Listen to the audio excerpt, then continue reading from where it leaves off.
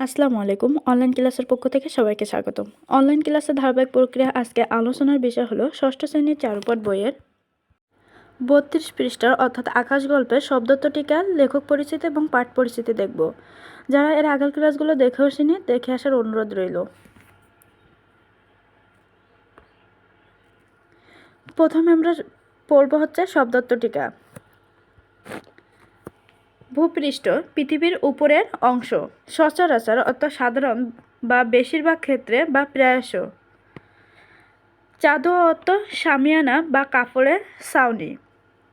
পরতে পরতে মানে স্তরে স্তরে বা ভাঁজে ভাঁজে। কণা অর্থ অতি সূক্ষ্ম বা ক্ষুদ্র অংশ।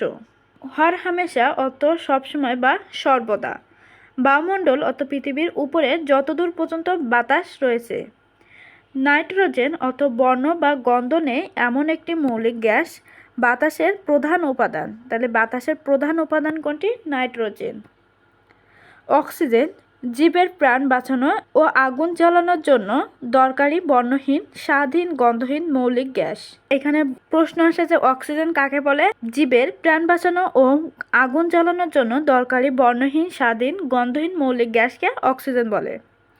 কার্বন ডাইঅক্সাইড কার্বন পুড়ে কার্বন ডাই অক্সাইড তৈরি হয়। প্রাণীর নিঃশ্বাসের সঙ্গে বের হয় বর্ণ ও গন্ধহীন গ্যাস। তাহলে কার্বন ডাইঅক্সাইড তৈরি হয় কিভাবে? কার্বন পুড়িয়ে কার্বন ডাইঅক্সাইড তৈরি হয়। প্রাণীর নিঃশ্বাসের সঙ্গে বের হওয়া গন্ধহীন গ্যাস। তাহলে প্রাণীর নিঃশ্বাসের সাথে বের হওয়া গন্ধহীন গ্যাসকে কি বলে? Carbon dioxide. মিশেল হচ্ছে বিভিন্ন বস্তুর মিলন বা মিশ্রণ। জলীয় বাষ্প হচ্ছে পানির বায়বীয় অবস্থা। ঠিকরে অর্থ ছিটকে বা ছড়িয়ে।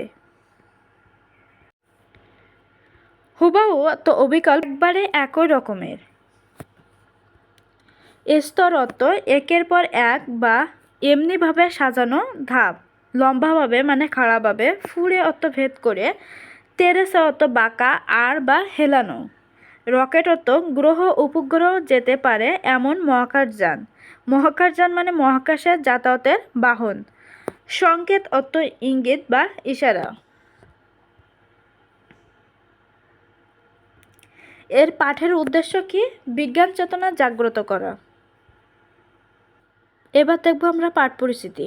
একসময় আকাশকে মনে করা হতো মানুষের মাথার ওপর বিশাল একটি ঢাকনা বলে। আসলে আকাশ কোনো ঢাকনা নয়, এ হচ্ছে বায়ুর স্তর। আকাশ কি? একটি বায়ুর স্তর। বাতাসে প্রায় 20টি বর্ণহীন গ্যাস মিশে আছে। বাতাসে প্রায় কয়টি বর্ণহীন গ্যাস মিশে আছে? 20টি।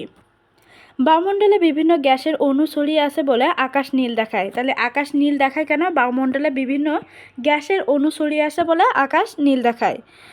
সকাল বা সন্ধ্যা মেঘ ও বাতাসের ধূলিকণার মধ্যে দীর্ঘ পথ অতিক্রম করতে পারে শুধু সূর্যের আলো। সকাল বা সন্ধ্যা মেঘ ও বাতাসের ধূলিকণার মধ্যে দীর্ঘ পথ অতিক্রম করতে পারে কি?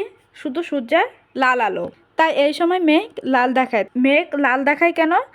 সকাল ও সন্ধ্যায় মেঘ ও বাতাসের ধূলিকণার মধ্যে দীর্ঘ পথ অতিক্রম করতে পারে শুধু সূর্যের লাল আলো, এই জন্যে মেঘ লাল দেখায়।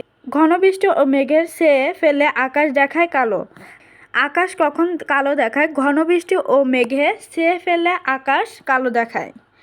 শূন্য মহাকাশযান পাঠিয়ে বিজ্ঞানীরা নানা পরীক্ষা নিরীক্ষা চালাচ্ছে। পৃথিবীর অন্তত কয়েকশো মাইল ওপর দিয়ে পাঠানো মহাকাশযান থেকে প্রেরিত অসংখ্য ফটো ও অডিও থেকে মানুষ আবহাওয়ার খবর পাচ্ছে। তাহলে মানুষ আবহাওয়ার খবর কিভাবে পাচ্ছে?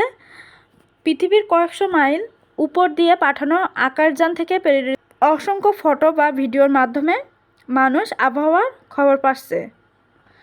একই কারণে টেলিভিশন, টেলিফোন, মোবাইল ফোন ইত্যাদি সংকেত পাঠিয়ে যোগাযোগ ব্যবস্থাকে বিশ্বব্যাপী বিস্তৃত করা সম্ভব হচ্ছে।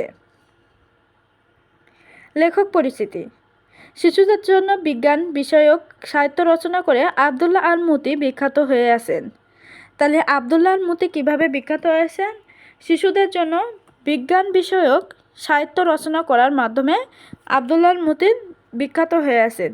তিনি সিরাজগঞ্জ জেলার ফুলবাড়িতে 1930 খ্রিস্টাব্দে জন্মগ্রহণ করেন। আবদুল্লাহ আল মুতি কত সালে কোথায় জন্মগ্রহণ করেন? সিরাজগঞ্জ জেলার ফুলবাড়িতে 1930 খ্রিস্টাব্দে জন্মগ্রহণ করেন।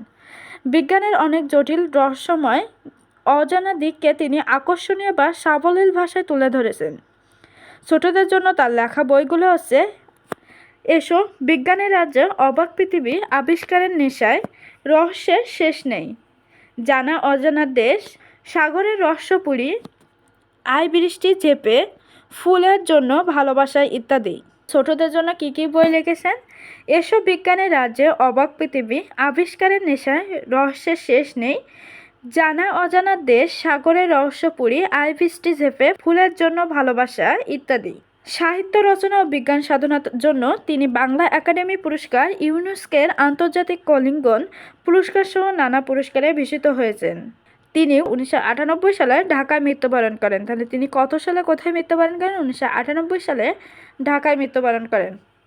ধন্যবাদ সবাইকে সাথে থাকার জন্য। পরবর্তী ক্লাস দেখার জন্য আমন্ত্রণ রইল। যারা এখনও চ্যানেলটিকে সাবস্ক্রাইব করেনি দ্রুত সাবস্ক্রাইব করে পাশে থাকো এবং বন্ধুদের মাঝে শেয়ার করার অনুরোধ রইল। ধন্যবাদ সবাইকে।